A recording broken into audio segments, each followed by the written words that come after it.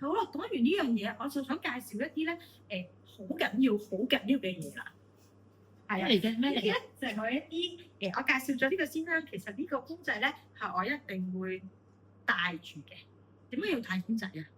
係咯，點解嘅？其實頭先都講啦，因為如果去到災害嘅時候，我哋可能要離開屋企幾日，去一啲其他唔熟悉嘅地方住㗎嘛。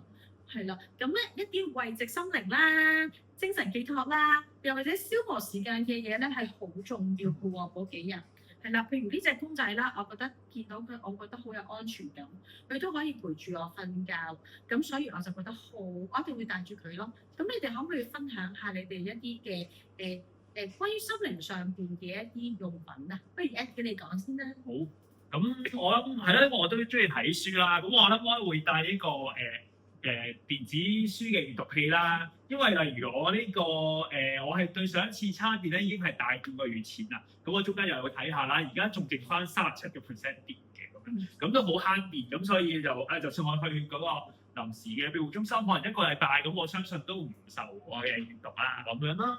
係啦。咁啦，咁佢講起閱讀喎，係嘛？係啊，講起閱讀，我都係閱讀嘅，但係我啲閱讀咧全部喺電話度嘅，因為我有叫 Alpha 同我做啲電子書啦，咁啲書咧其實儲晒喺個電話度嘅，所以咧我就會用電話去睇嗰啲書咯。係咯，啱晒，中意睇書嘅人啊！係啊，消磨時間，你消磨時間好似阿啟峰都有啲計仔喎。係啊，我咧就如果消磨時間咧，就玩卡牌。哦。係啦，因為可以喺入邊你成個禮拜喎，梗係可以一嚟自己可以自己同自己玩啦，或者同其他入邊嘅人玩，咁樣起碼大家都唔會悶啊嘛。又可以識下人，又可以識下朋友啊！我諗起咧，我細個咧去長途旅行咧，會帶扭計識嘅。係有排玩。咪都會帶啤牌。哦。啲旅行團啲團友一齊玩，就可以識到新朋友。幾好。寶雲咧，寶雲你嘅係啦，心靈慰藉係乜嘢啊？啊 ，Susan 就有公仔啦，我咧我中意戴手繩嘅，因為我而家左手呢條手繩咧就跟我嚟嘅，我就呢個就安全感就多啲。有安全感係嘅。咦，我見到你前面咧仲有一個膠袋咁樣，有張紙咁樣嘅喎，係咩嚟㗎？呢個咧係一個透明嘅拉鏈袋，可以防水嘅。裏邊咧有張紙，有 Eddie 介紹。